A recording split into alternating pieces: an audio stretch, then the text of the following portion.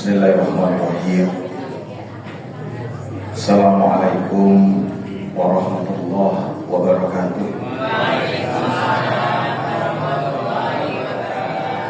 Alhamdulillah, alhamdulillahilladzi anzala as-sakinata fi qulubil mu'minin alladzi arsala rasulahu bil huda wa dinil haqq. Alhamdulillah hamdan katsiran thayyiban mubarakan fi adada khalqi wa ridha nafsi wa zinata 'arsy wa midada kalimati. Asyhadu an la ilaha illallah wahdahu la syarika lah wa asyhadu anna Muhammadan 'abduhu wa rasuluh. Allahumma salli wa sallim wa barik ala nabiyyina Muhammad wa ala ali nabiyina Muhammad, amma ba'du. Semoga para jamaah PAP yang semoga Allah rahmati, yang semoga Allah tresnani, yang semoga Allah jaga, mari sama-sama di enjang menika kita sedaya terus meningkatkan syukur kita kepada Allah Subhanahu wa Ta'ala. Karena hanya orang-orang yang bersyukurlah yang bisa mendapatkan ketenangan. Hanya orang-orang yang bersyukurlah yang bisa merasakan kebahagiaan. Hanya orang-orang yang bersyukurlah yang hidupnya tentram. Di antara tanda-tanda Allah terima syukur kita adalah Allah sederhanakan keinginan-keinginan kita. Di antara keinginan-keinginan orang-orang yang pada umumnya, yang sungguh para jamaah, keinginan-keinginan yang lain-lain itulah yang menjadikan orang-orang pada umumnya ini sampai usia lanjut usianya ini tidak memperoleh kebahagiaan.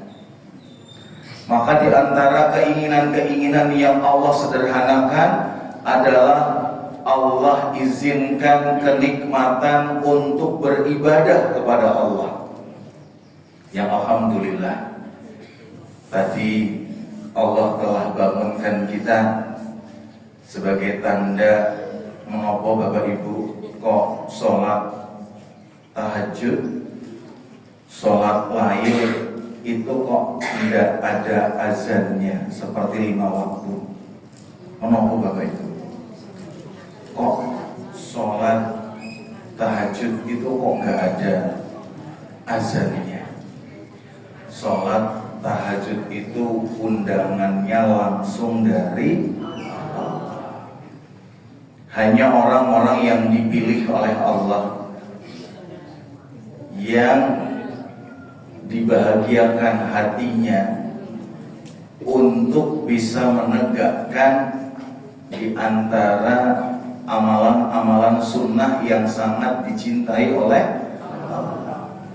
Semoga sholat lail kita, sholat tahajud kita, sholat subuh kita, dan diteruskan thalabul ilmi kita, yang semoga setiap langkah kaki para bapak ibu jamaah sekalian Allah hapuskan seluruh dosa dari kita semuanya.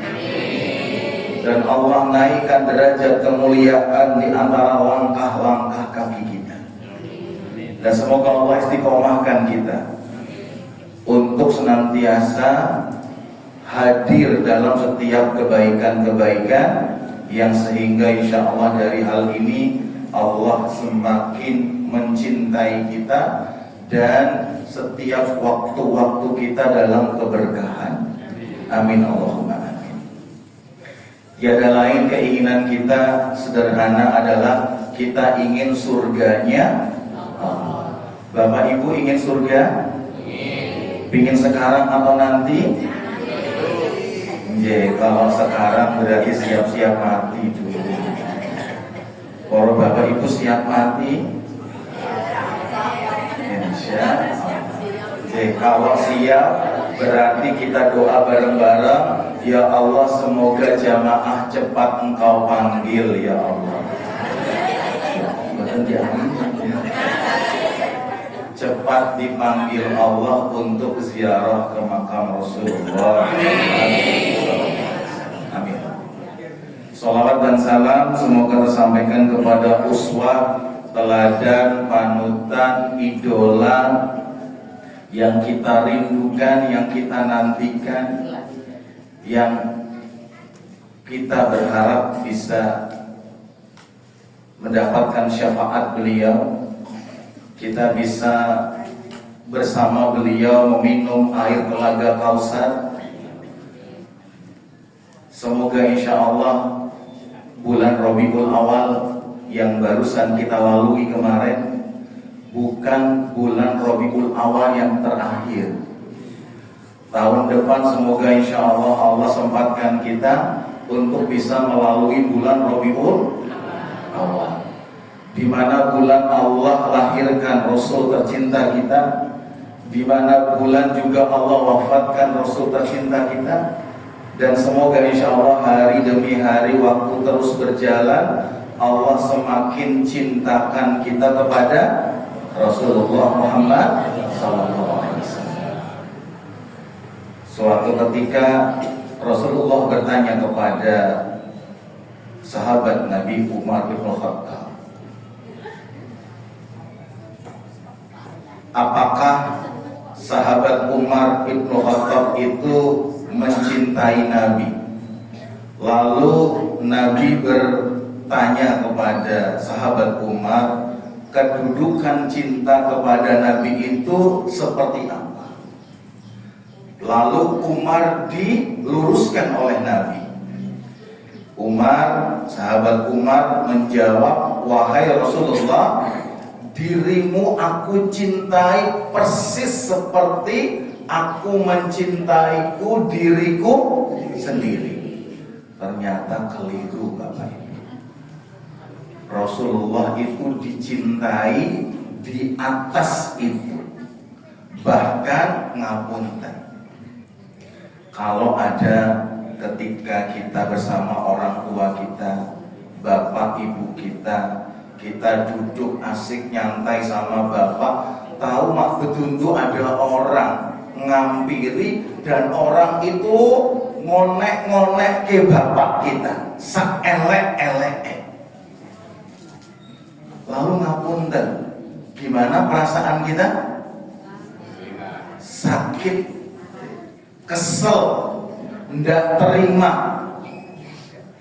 Lalu ibu kita gandeng, lalu juga dionek-onek sama kayak dulu. Ini juga mau ngulang lagi. Jadi roda ini muter terus. Bapak Ibu ingat dulu di daerah Jakarta itu ada sekelompok orang yang benci Rasulullah, iseng ya, tapi akhirnya mendapatkan pelajaran.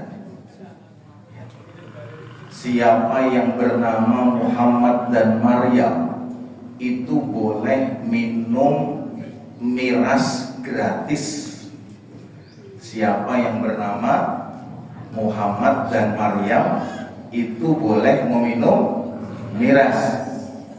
Sontak semua orang memprotes. Disitulah. Jadi mencintai Rasulullah itu di atas kita mencintai bapak ibu kita, di atas kita mencintai diri kita, di atas kita mencintai anak dan pasangan kita. Karena sebagaimana kita melihat dengan mata, kita mendengar dengan telinga, maka satu-satunya cara agar kita bisa menuju jalan Allah, menuju surga, yaitu dengan cara kita mengikuti sunnah dari Rasulullah Muhammad SAW. Dan alhamdulillah kita dipersatukan dalam perserikatan kita Muhammadiyah. Yang dimaksud adalah kita sebagai pengikut Kanjeng Nabi. Berarti yang nanti duluan masuk surga itu Muhammad. Iya. Terus. Oke.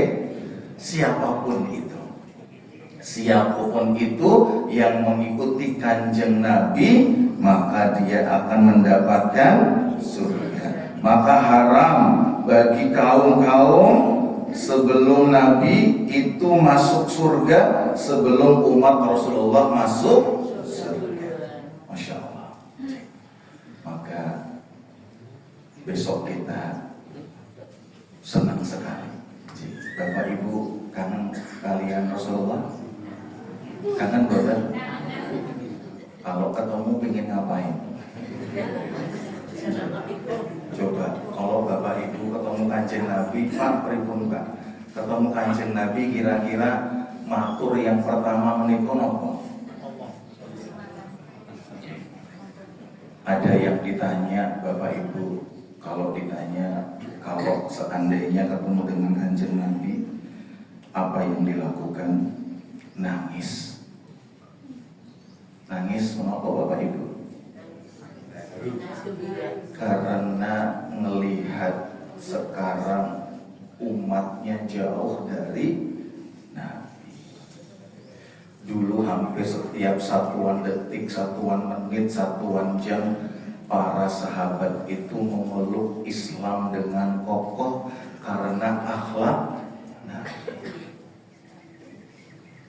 Kami memilih Islam karena kami melihat panutan, contoh yang nyata dari diri Nabi. Tapi sekarang kalau orang-orang melihat umat Islam, maka orang-orang melihat seberapa dari diri kita ini ada contoh dari sifat Nabi. Jadi para jamaah yang dirahmati Allah, kita mencontoh Nabi itu dari seluruh waktu kita. Rasulullah juga diberi kehidupan 24 jam, maka kita mencontoh Nabi juga 24 jam. Bagaimana usia beliau juga. Rasulullah dilahirkan di kota Mekah. Ketika lahir, Rasulullah tidak dibersamai ayahnya. Mungkin ada di antara jamaah juga yang mirip seperti Kanjeng Nabi. Begitu lahir, bapaknya sudah enggak ada. Tinggal ibunya bersama rewangnya Ummu Aiman. Lalu Kanjeng Nabi diambil oleh seorang wanita pilihan yang namanya Halimah. Ha lam mim ha, Halimah. Yang tadinya Halimah ini punya angan-angan, punya tujuan mengambil bayi di kota Mekah untuk ewang-ewang suaminya. Karena suaminya udah jobless, pekerjaannya udah sulit, udah susah. Karena kemarau panjang, rumput-rumputan tanaman tidak tumbuh hijau, lalu banyak domba-domba, kambing-kambing, peternakan itu pada mati. Maka Halimah ini lihat nyawang suaminya, kok mesaknya teman. Ibu-ibu, ada yang bapaknya sulit mencari pekerjaan, terus batin, Pak, tak ewangi ya Pak, tak dodol-dodol, tak jualan-jualan, wonten boten? Kata. Tapi ketika sampai di Mekah, yang tadi di kepalanya duit, ya, duit saja, karena memang butuh duit, tapi ternyata terlambat. Semua anak-anak sudah dibawa, dan perempuan-perempuan yang duluan itu, yang udah gendong itu, dudui Halimah. Aku sentak duit kok akeh, seperti itu. Diduduki Halimah. Lalu Halimah ketemu dengan Rasulullah yang masih bayi. ASI bagian kanannya itu nggak keluar, sehingga anaknya itu minum ASI di bagian kiri. Halimah mendatangi Rasulullah sama membawa anaknya yang juga masih bayi, masih menyusui. Lalu Halimah sedih, nunduk pandangan ketika Aminah mengatakan, aku setuju kalau kamu melihara anakku Muhammad, tapi ngapunten Jem, aku nggak bisa bayar uang karena bayi ini yatim. Bapaknya udah nggak ada. Kira-kira duit sing dipikirke duit, tapi ternyata ketika ketemu bayi Kanjeng Nabi ndak bisa diarke duit. Kira-kira diambil nopo boten? Diambil. Lalu alasan apa Halimah mengambil? Kemanusiaan yang adil dan beradab. Persatuan Indonesia, keadilan sosial bagi seluruh jamaah PAP. Lalu Halimah menemui suaminya Malu, yang tadi modalnya adalah ASI untuk membantu suaminya, ternyata nggak iso diarep. Diam aja Halimah ketika ketemu suaminya. Lalu suami yang paham kalau istri itu diam aja berarti ada sesuatu, ada masalah. Terus nopo boten Pak? Yes. Ibu sering diam-diam sendiri, ketawa-ketawa sendiri. Syarat senyum biar sehat, syarat senyum itu biar kuat, biar hidupnya itu awet. Syarat senyumnya itu 2 cm ke kanan, 2 cm ke kiri, dan syaratnya harus ada orang yang diajak senyum. Kalau nggak ada orang yang diajak senyum, bahaya. Senyum-senyum sendiri, guyu-guyu sendiri, ini tandanya.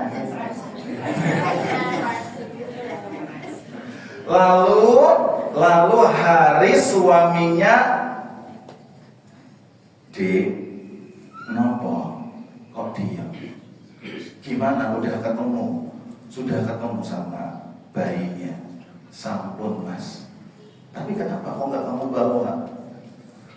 Allah izin kalian panjenengan Mas. Lo kenapa?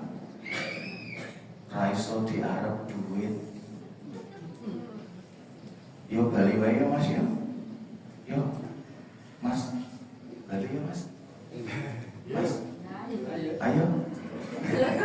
Mampir Ibu. Lalu Masya Allah, inilah suami yang benar ya. Haris ya, Masya Allah. Dek, bawa bayi itu. Kalau kita tidak bisa mengharapkan uang, maka kita berharap semoga bayi itu membawa berkah. Maka kalimat dalam sirah Rasulullah bahwa hampir semua cerita ini dikatakan oleh Haris bahwa bayi itu semoga membawa. Jadi bayi itu, anak itu bawa berkah. Makin banyak anak, makin banyak berkah. Harus ngomong betul. Makanya orang-orang tua dahulu itu berkahnya nyata, berkahnya nampak. Orang tua dulu itu banyak anaknya, harus betul. Banyak anak, banyak. Tapi sekarang sulit menemukan pasangan-pasangan suami istri muda ditanya pingin punya anak berapa?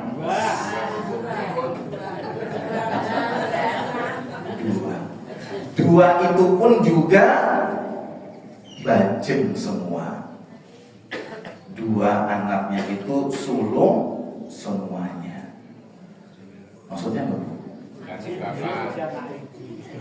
Kalau dua anaknya sulung semua berarti kok malah bahas itu. Nah, subhanallah, ini kita akan masuk ke dalam tema. Kita diminta mencintai anak-anak kita itu untuk mendapatkan berkah. Nah, Bapak Ibu ngapunten, Rasulullah itu sangat sayang kepada anak-anak dan cucunya. Terus sama betul? Simbah wonten Bapak Ibu wonten wayah gadah wayah pinten nggih? Sekawan wonten sing sedasa dereng nggih. Pingin ngomong boten? Bahkan simbah-simbah sak menika nggih sami. Simbah-simbah sak menika nggih sami kemakan zaman lendo ojo akeh anakmu. Wangel lendo siti ayo subhanallah. Simbah-simbah yo melu-melu kebawa fitnah akhir zaman. Rasulullah SAW ngapunten Bapak Ibu, Rasulullah itu meninggal. Rasulullah itu meninggal di usia 13 tahun di Mekah, 40 tahun diangkat menjadi nabi, 40 ditambah 13, 53 tahun. Selama di Mekah itu ndak pernah leren, ndak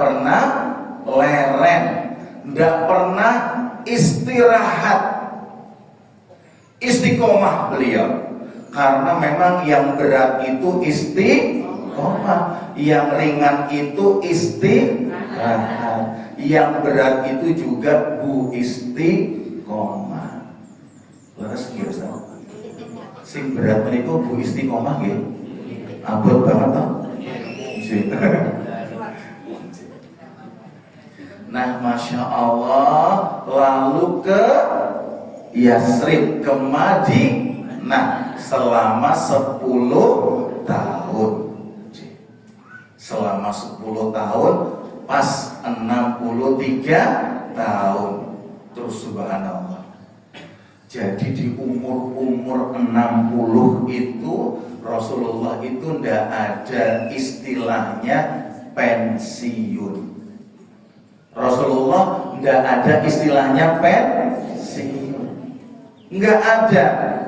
Jadi stigma di masyarakat kita, Pak Bu, leren, rasa neko-neko, mbok leren kok akeh ibadah di masjid lain. Nggak usah sana sini sana, mbok leren to Pak, mbok leren to Bu, dijogo awake. Sementara Rasulullah umur itu membawa baju besi, karena selama di Madinah itu beberapa kali memimpin peperangan. Usia sepuh, Masya Allah, tasih kiat, masih kuat sekali. Nah, ngapunten Bapak Ibu, Rasulullah itu bagus tutur katanya, bagus sikap sama istri dan anak cucunya, bagus banget. Ngapunten, kalau Bapak Ibu lihat ada orang yang bermaksiat, seperti sekarang Yogyakarta, kemarin dari teman dari Gunung Kidul juga cerita, kalau nggak salah di Gunung Kidul juga udah mulai merambah outlet 23, terus ya. Di Jogja juga beli miras semudah beli es teh. Kalau udah miras berarti nanti nyerempet ke narkoba, perzinahan, Rasulullah suatu ketika didatangin sama orang yang mau masuk Islam, cinta sama akhlak Nabi, senang banget sama sahabat-sahabat yang sudah masuk Islam, jadi berubah. Bahkan anak-anaknya, suaminya, nggak cuma suaminya, wanita-wanitanya itu mencintai Nabi. Kalau peperangan, maka ketika pulang yang ditanya bukan suaminya, bukan anak laki-lakinya, bukan saudara laki-lakinya, tapi yang ditanya paling pertama, mana Rasulullah. Ibu-ibu di Madinah itu yang dicari bukan suaminya, bukan anak laki-lakinya.